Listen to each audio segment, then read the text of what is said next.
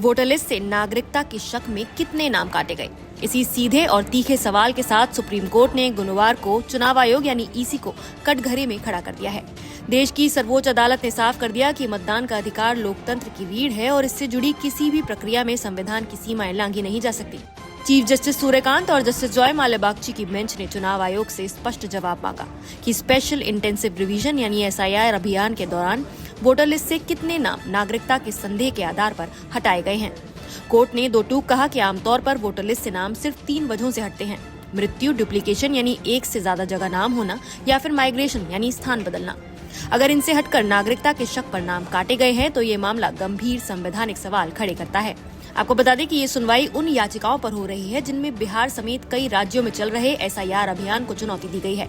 SIR चुनाव आयोग का विशेष अभियान है जिसका उद्देश्य मतदाता सूची को साफ और अपडेटेड बनाना बताया गया है।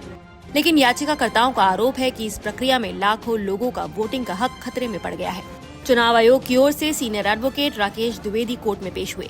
सुनवाई के दौरान जस्टिस जॉय माल्यबागची ने बेहद सख्त लहजे में कहा, हमें शोर शराबा नहीं चाहिए, हमें ग्राउंड रियलिटी चाहिए। बताइए, क्या किसी का नाम नागरिकता के संदेह में काटा गया है? कोर्ट ने दोहराया कि जिन 3 आधारों मौत, डुप्लीकेशन और माइग्रेशन का जिक्र किया जा रहा है, उनका नागरिकता तय करने से कोई सीधा संबंध नहीं है। राकेश द्विवेदी ने जवाब दिया कि वो इस मुद्दे पर विस्तृत जानकारी लेकर अदालत को अवगत कराएंगे। उन्होंने ये भी कहा कि चुनाव आयोग की भूमिका सीमित है। वो केवल वोटर रजिस्ट्रेशन के समय नागरिकता से जुड़ी बुनियादी जांच कर सकता है। ना तो आयोग किसी को देश से बाहर कर सकता है और ना ही नागरिकता या फिर वीजा पर अंतिम फैसला ले सकता है।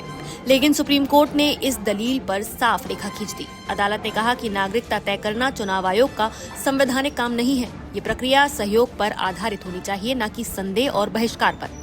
जस्टिस बागची ने महत्वपूर्ण टिप्पणी करते हुए कहा कि मृत लोगों का नाम हटाना, डुप्लीकेट नामों को हटाना या फिर माइग्रेशन के आधार पर स्थानांतरित करना, ये सब कुछ वोटर लिस्ट को शुद्ध करने की प्रक्रिया है। लेकिन नागरिकता का सवाल इससे बिल्कुल अलग और कहीं ज्यादा संवेदनशील है। अगर यहाँ गलती हुई तो इसका सीधा असर लोकतंत्र की जड़ों पर पड़ेगा। सुनवाई के दौरान अदालत ने देश में घटते मतदान प्रतिशत पर भी सवाल उठाए। जस्टिस बागची ने कहा कि चुनाव आयोग हाई राइज इमारतों के पास ज्यादा बूथ खोल रहा है ताकि संपन्न लोग आसानी से वोट डाल सकें। लेकिन नागरिक अधिकारों के प्रति जागरूकता सिर्फ आर्थिक समृद्धि से नहीं आती। इस पर राकेश द्विवेदी ने सहमति जताई। चीफ जस्टिस सूर्यकांत ने हल्के अंदाज में लेकिन गंभीर संकेत देते हुए कहा कि आने वाले समय में ऑनलाइन वोटिंग भी संभव हो सकती है, क्योंकि तकनीक अब पहचान को 100% सुरक्षित बनाने की क्षमता रखती है, न धांधली और न ही दोहराव। चुनाव आयोग ने कोर्ट को बताया कि वोटिंग बढ़ाने के लिए देश भर में जागरूकता अभियान चलाए जा रहे हैं। प्रवासी मतदाताओं के लिए विशेष ट्रेनों तक की व्यवस्था की गई है। इसके बावजूद बिहार विधानसभा चुनाव में सिर्फ 67% मतदान हुआ, यानी करीब 30% मतदाता वोट डालने नहीं आए। द्विवेदी ने राजनीतिक दलों पर भी निशाना साधते हुए कहा कि पार्टियों को लोगों को लाइन में खड़ा कर फॉर्म भरवाने चाहिए, न कि चुनाव आयोग के खिलाफ जुलूस निकालने चाहिए। कोर्ट ने भी माना कि मतदान सिर्फ अधिकार नहीं बल्कि हर नागरिक का संवैधानिक कर्तव्य है और राजनीतिक दलों को इसमें सक्रिय भूमिका निभानी चाहिए। याचिकाकर्ता संस्था एसोसिएशन फॉर डेमोक्रेटिक रिफॉर्म्स यानी एडीआर की ओर से प्रशांत भूषण ने बड़ा सवाल उठाया। उन्होंने कहा, नागरिकता वोटिंग के लिए जरूरी है, इसमें कोई विवाद नहीं, लेकिन सवाल ये है कि नागरिकता तय करने का अधिकार किसके पास है? क्या चुनाव आयोग ये फैसला कर सकता है? चुनाव आयोग ने जवाब में कहा कि वो उदार और व्यवहारिक रुख अपना रहा है। 2003 की वोटर लिस्ट को बेसलाइन माना गया है। अगर माता पिता 2003 से पहले सूची में थे तो उनके बच्चों को भी शामिल किया जा रहा है। 1985-86 में जन्मे वो लोग जो 2003 में वोटिंग के योग्य थे, उन्हें भी जगह दी जा रही है। राकेश द्विवेदी ने representation of the people act 1950 की धारा 16 का हवाला देते हुए कहा, वोटर बनने के लिए 3 शर्तें हैं: भारतीय नागरिक होना, 18 साल की उम्र और संबंधित क्षेत्र में निवास। अगर कोई नागरिक नहीं है तो उसका नाम लिस्ट में रखना ही कानून के खिलाफ है। लेकिन सुप्रीम कोर्ट ने फिर दोहराया कि चुनाव आयोग सिर्फ पहचान सुनिश्चित कर सकता है। व्यापक नागरिकता का फैसला अदालतों और सक्षम प्राधिकरणों का काम है। सबसे बड़ा विवाद बिहार को लेकर है, जहां एसआईआर अभियान के तहत करीब 65 लाख नाम वोटर लिस्ट से हटाए जाने का दावा किया गया है।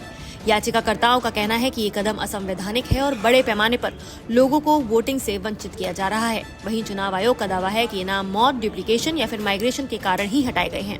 कोर्ट ने इस दावे पर भरोसा करने से पहले ग्राउंड रियलिटी सामने रखने को कहा। सुनवाई के दौरान एक चौंकाने वाला उदाहरण भी सामने आया।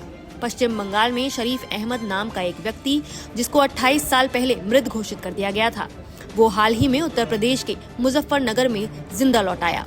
इस घटना ने वोटर लिस्ट की गलतियों की गंभीरता को और भी उजागर कर दिया है। अब इस संवेदनशील और बड़े संवैधानिक मुद्दे पर अगली सुनवाई 20 जनवरी को होगी। सुप्रीम कोर्ट का ये मामला सिर्फ बिहार नहीं बल्कि देश भर की चुनावी प्रक्रिया और लोकतांत्रिक अधिकारों की दिशा तय कर सकता है। सवाल वही है, वोटर लिस्ट साफ होनी चाहिए, लेकिन क्या इसके नाम पर किसी नागरिक का वोट का अधिकार छीना जा सकता है? आपकी इस पूरे मुद्दे पर क्या राय है, हमें कमेंट करके जरूर बताइए। नमस्कार, मैं हूं मानक गुप्ता।